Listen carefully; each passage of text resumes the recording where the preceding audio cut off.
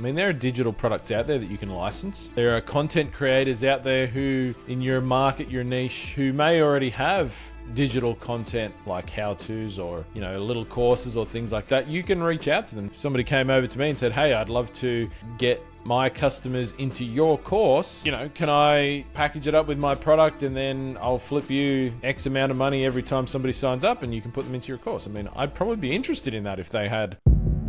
Welcome to the Dropship Podcast, where you'll learn how to build and grow a high-ticket dropshipping business and hear stories from successful e-commerce entrepreneurs. Let's kick this thing off.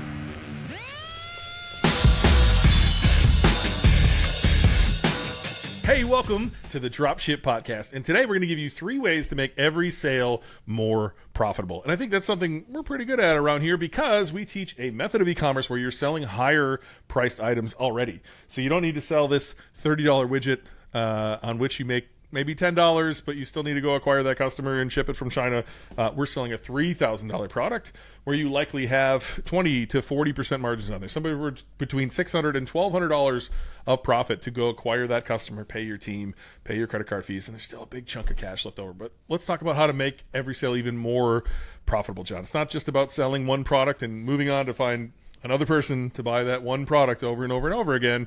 How can we make every sale more profitable? What's number one for you? Yeah, so the number one thing, and something that works fantastically well with high-ticket dropshipping and higher-priced products is creating bundles. So a lot of our niches that we build these businesses in, they serve somebody's interest, their passion. We call them enthusiast niches, passion-based niches, whatever you want to say. A lot of the niches are also B2B niches, right? Which I think is, once again, a fantastic opportunity here with bundles. A bundle is basically where you take multiple products and you put them together, to solve a problem even better for your customer, I guess. And that may be multiple high-ticket products can be in a bundle if they all kind of work together. Or it could be your kind of main high-ticket product and then a series of lower-priced products. They could be accessories, they could be mid-ticket items that go along with that product, once again, to make the experience of using it and the outcome that somebody gets from using it even better, because they're products that person's going to buy at some point anyway. And so, in the B2C space, that could be, you sell somebody a grill. There's a whole bunch of other ancillary products that come along with that or that somebody could use. Maybe some cabinetry if they're building an outdoor kitchen, or something like that, utensils, all that sort of stuff. You can bundle that all together and the person gets that. In the B2B space, a great example we looked at on this podcast not that long ago was we looked at the windowcleaner.com website. And there on that website, they had some really great bundles that were aimed at people who are starting a window cleaning business. And so rather than saying, here's the main pressure washer type thing that you use to, wash the windows, here's a bundle of products that we know you need when you're starting, at a minimum, we know you need when you're starting a new window cleaning business. And the nice thing about bundles as well is that you can price them in such a way, because you've got multiple products in there, and you can price them in such a way that as a total, it looks like a great deal for the customer, and it is. But because you've got multiple products in there, you're making more profit off that one sale yourself as well. So bundles are kind of like a win-win, right? They're good for the customer if you do it right, but they're also good for your business. If you're listening in and you'd like to take the first steps towards building your own high-ticket dropshipping business, head to dropshipbreakthru.com/go, where we've got a free training waiting for you that's going to walk you through the first steps you need to take to start your own high-ticket dropshipping business. And I'm going to walk you through an actual example of what one of these businesses looks like. Bundles are great as well because, you can, if you put one of your core high-ticket products in that has search traffic, you can still market those bundles to, there's search terms out there you can advertise in front of with those bundles. You can just do a lot of really cool things with them. And there's massive opportunities to do it, I think. I think it's a really underserved thing. I've seen a few people do it fantastically well. You've done it really well. I've seen you do it really well. But I think these opportunities exist in every niche, and I don't see enough people taking advantage of them, I think. I've seen more people do it wrong than do it right. They'll use there's an app called Frequently Bought Together that is very common in the Shopify marketplace. I use it as well. And people will go into a product and be like, well, I sure wish they'd buy this product with it. I wish they'd buy this. Rather than just asking your customers. So the easiest way to know what you should bundle is just ask your customer. Every sale you make from now on, do what John has told you many times on this podcast and at our live events. Call your customer or ask them as you're checking them out. It's going to take a minute for you to enter their information and type in their credit card information and watch the little wheel spin. Just, hey, what else are you thinking of purchasing with this? What else are you looking at to build out? When I sell golf simulators, we ask them, what else are you going to have in your room? And they would name dozens of products that would fill out their little golf simulator room or their man cave. Everything that we sell likely isn't the only thing a person is buying for the problem that they're trying to solve or the fun they're trying to have, depending on what product you're selling. And so if you can simply ask your customers, it's going to give you a good idea. Now, I wrote /accessories here in our little notes for this because I think that's the easiest one. But I want to challenge you with a new one here. And I've only seen this dabble in. I haven't seen it successfully pulled off. I really kind of want to try this with some of our partners, John, is digital products. Because it's a build it once and maximize profit from there on out moving forward. Now, you do have to keep your digital product up to date. But imagine if you were selling, I'll use the golf simulator analogy, if you sold golf simulators and then you sold a digital product on how to get the most out of that golf simulator, how to get 10 more yards out of each iron by doing these practices. There's a million different things that you could teach on golf if those were the products you were selling. For pellet grills, I believe I've used the example of a subscription recipe like email list, even if it was like a couple bucks a month, and every week you send out a new recipe and it's something you just make on your pellet grill and you film it. And you show different ways to do that. That could be a digital product. That would also be your content everywhere else as well. I think there's an opportunity to dabble in digital content in every industry. I know there's a few people listening to this who are like, it's not mine. Our partner John Grant is probably saying that right now. I'm not sure what digital product we would sell if we were working with some of the products that he sells. And I'm sure there's other people listening to this who are saying my product won't work for that. But I would challenge you that in the majority of industries, there's a digital product you can think of that would pair well with this. And not only make the current sale more profitable, but potentially could be ongoing revenue for you on a monthly basis if you were to make it more of a recurring thing. Yeah, and don't necessarily think either that you have to create a digital product. I mean, there are digital products out there that you can license. There are content creators out there who, in your market, your niche, who may already have digital content like how-tos or little courses or things like that. You can reach out to them and say, hey, if somebody came over to me and said, hey, I'd love to get my customers into your course, Dropship Breakthru, go to dropshipbreakthru.com/join, by the way. Can I package it up with my product and then I'll flip you X amount of money every time somebody signs up and you can put them into your course? I mean, I'd probably be interested in that if they had a good business, right? I'd probably say, yes, you're going to send me people for free without me doing any marketing. Yeah, sure. I'm going to give you a good deal on that, right? And then you can put it into your bundle. So you don't need to create the content yourself. Once again, I think that's a roadblock that people put up in front of themselves. Go and find some content that's already been made. See if you can license it in some way or provide a royalty every time you pass it on to somebody or something like that. And work out a deal. And you'll probably find that people are going to give you access to their content on that basis. I love that you mentioned that. I would have never even thought of that. I've done it in a reverse order, like being an affiliate marketer, recommending software back in the day. I would approach the company. Let's say their item's $100 and they're willing to give me $50 in an affiliate commission. I would say, how about we give everyone I recommend this, we'll give them $20 off. And I'll just take 30. Take that 20 out of mine, I'll take 30. But I never thought of it this way. That's actually really genius, John. So if you're in a passion industry, which is something that we teach very much here in Niche Selection at Dropship Breakthru, there's likely creators out there who have courses already, and they likely have an affiliate program. And so if you simply built a relationship with them, again, we'll use round numbers here. It's $1,000 for their course, and they'll give you $500 in affiliate commission for everyone you send over. You can package that into a bundle, charge more, and break off some of your margin to give the customer a good deal, while also still getting a nice affiliate commission and kind of bundle that into your product. Imagine woodworking and somebody has how to whittle for $300 and you have $150 in margin. You'll say, I'm going to throw in this $300 course. as part of this bundle, I'm going to charge 200 more instead of 300, and you still have an arbitrage there on the affiliate commission. Your customers are getting more value. They love you even more. Your offer stands out in the marketplace.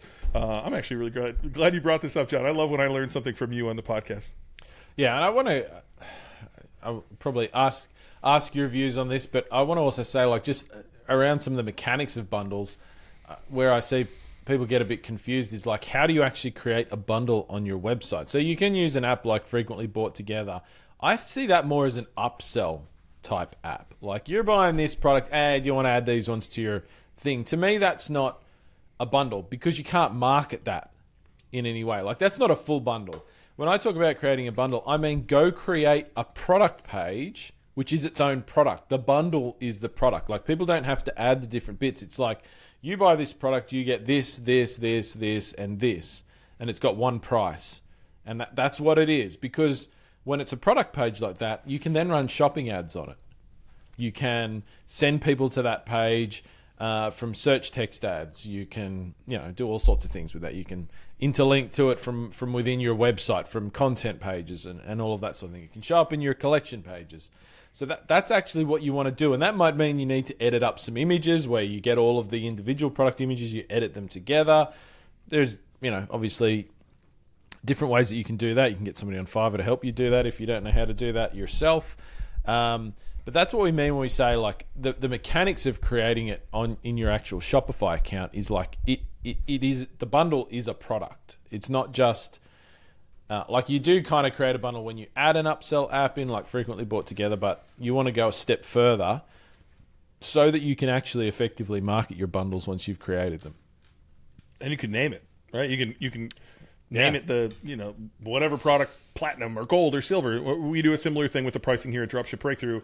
And I found over time at a business I was part of that we actually drove search volume for that name. Like, we were selling, it was the brand of product we were selling, and then we would call it the platinum bundle. And over time, there was real volume on that keyword, and no one else had it because that's something we made up, right? And so I would encourage you, like John said, create a new product. I will tell you, I cannot remember the name of the app off the top of my head, but there's the Frequently Bought Together, right, which kind of sits on your page, looks like Amazon. People who bought this also buy this. Sure. There's the one-click upsell, which is like way after checkout, right? And then there's like, create your own bundle on a different product page. And I'll tell you, there's one other step that I have had a lot of success with along the way, and I don't recall the app. If I can remember it, I'll put it in the show notes. But imagine you clicked add to cart on a pellet grill. It would immediately pop up and say, 93% of people who bought this pellet grill also bought this cover. And it was just a simple way of getting the product in front of them that they're going to need anyway, and like giving them some social proof that most people grab this with it. It worked really, really well for me. I don't recall the app. I'm sure there's plenty of apps that do that nowadays, but it was a really cool pop-up that happened the moment you hit add to cart. That seemed to really improve our average order value, right? Just get more in the cart at one time. And I think the one other thing that shies people away from this, John, is they might not be able to carry all the pieces. And I will tell you, there were points in my journey where I would bundle stuff that I had to go order from Amazon and ship to them. And so, like, part of their bundle would come from the manufacturer, part of the bundle would come from another supplier, and a third part of the bundle, I'd literally have to go to Amazon and buy the product and ship it to them. And I think that turns people off in some ways. But the reality is, you want to serve your customer better than anyone's ever served them. And so if they're buying your product and 7 other little pieces, ideally you have that whole bundle for them, even if it's coming from multiple locations and you have to solve the logistics there and you have to solve the communication with the customer so they're aware it's multiple shipments. But if you solve that better than anyone else, no one's going to beat that offer. Like, would you rather go to one website and buy 8 things, or would you rather go to 8 websites and buy 8 things? Of course, you want to go to one place that has it all figured out, even if it's coming from multiple places. The less friction you can give to your customer in that path, you're going to win. And don't be ashamed to have something show up in an Amazon box, because that's where you had to get it from to get it to their, as part of their order. Yeah. I think it's all about communication there, right? Like, at the end of the day, your customers don't really care about, like, how many boxes does something come in, or what do the boxes say on them. Like, they care that they come and that they're in good condition and they come in a timely manner, for sure. But, like, what's the branding on the box? Customers don't care about. That's not like what's going to be the be all and end all of your business. The outcome is. That's why people buy anything from you. It's the outcome. When they have all of those bits together, like what do they experience? But communication along the road is important. So, if you know you're going to create these bundles and you know that that's what's going to happen, and it's totally fine if you have to put a bundle together from 3 different suppliers, that's fine. There is nothing wrong with that. Don't let that be a barrier to you. You just need to communicate with the customer after they purchase. So it's as simple as putting a thing in, like if you're using Klaviyo or something, if customer purchases X product, then send this email, and the email just says, hey, thanks for placing your order. Can't wait till you get your hands on this. It's going to be awesome. Just so you know, it's going to come in a few different boxes. Don't freak out if one box comes by itself and the other ones aren't there yet. It's coming. We've got you covered. And if you have any problems, please just shoot us an email to just hit reply to this email. Like, that's all you've got to do. And those simple acts of communication with your customer and thinking about that through are going to, put their mind at rest. And it's literally at that point not an issue that anybody thinks about. I mean, it's normal these days for people to get, particularly if you're somebody who buys a lot from Amazon. Like, I buy things from Amazon, multiple things at once, and they come in different boxes. Sometimes they come at different times. I think that's a experience probably that people are a bit more used to these days than 10 years ago, for example. We put it on the product page too, just towards the bottom. In Sure. big bold letters with asterisks on each side. This shipment comes in will arrive in 3 different shipments. Like, we just wanted to make sure, again, over communicate so that there was no issues, and it didn't seem to be an issue. Yeah. All right, one last way to make every sale more profitable is using the same method that got us here in the first place. So if you think about low ticket dropshipping, I don't know where my little thing went, my little $30 monocle here that doesn't work. Going from that to a $3,000 product just inherently increases all of the margin you have. Now just do that same thing again. What if instead of selling a $3,000 product, there are high-end products in your industry that are $10,000 products? Now, you're probably going to come up with that same resistance you had the first time of like, no one buys $3,000 products, until you realize that they do. You'll say no one buys $10,000 products, but they definitely do, right? And so I have seen that, well, you may sell less of these. There is 100% an audience for these, and typically they do all the research beforehand. Like, these are people who are really thinking about this purchase. They want the best that there is to be offered, and really they just simply want the best without any hassle. And so it comes with less friction inherently of the people you're going to work with when you sell these higher ticket items. But I would challenge that every industry that everyone's in listening to this or in our course, there are higher ticket items that you might not be thinking of, either the same product line or same things your customers are buying that are higher end that you might have shied away from in the beginning, but simply adding those to your business could make a real difference to your bottom line at the end of the month. Yeah, absolutely. And in a lot of niches as well, there's not all, definitely, but in a lot, there's like the commercial side. Like, a lot of people start thinking about, serving retail customers, which is great, that's fine. But oftentimes there's a commercial version or commercial versions of the same product, which are bigger, more involved. They might be more customizable or made to order more, but they're much more expensive. And we've certainly seen that. There can be commercial versions of products that are 10 times the price. So the retail one is $4,000, the commercial one is $40,000. And are you going to sell $140,000 products a month? Yeah, probably not, but you don't need to either, because the margin on that $40,000 product is going to be $8,000 to $10,000 probably. And so you don't need to sell a lot of those to be a pretty happy camper. But once again, those might not be the things that you see in Google shopping ads when you're doing research or things like that, right? A lot of the commercial side of things tends to be really much less competitive, and in numbers the market might be smaller, but they're there. If you go and look for them, they're often there. The suppliers might be a bit more backward in terms of their online presence, but they're still going to be there, and you can find them, and for sure, if you can find them, you should. Well, plant a little seed here. It's on the calendar for a couple of weeks from now, but very interesting B2B order that I'm excited to talk about. So I put it on the calendar for early September to come on the podcast and talk about that stuff. So B2B, I think, is sneaky good for these big orders, and just it's completely a bit different style of marketing and who you're talking to and how you process the orders and things like that. But they can be real fun. So hopefully we bring that into fruition early September. So look forward to that episode. Look, that was 3 ways, right? Bundle, whether that's accessories or other products, digital products to pair alongside of your items, or sell higher ticket items. Just simply sell higher ticket or commercial. Look into a different side of your business to unlock more profits in your business.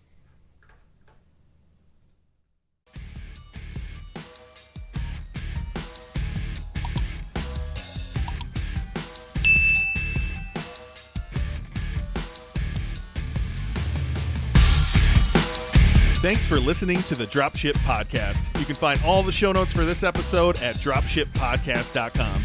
And if you're ready to take the next step in your dropshipping journey, we invite you to join us inside Dropship Breakthru, where John and I will walk you through step by step in starting your own high-ticket dropshipping e-commerce business. But that's not all. Dropship Breakthru will also teach you everything you'll need to know to grow your business and take it to the next level. So head over to dropshipbreakthru.com and sign up for our free training that will help you take the first steps towards building and growing your own profitable high-ticket dropshipping business.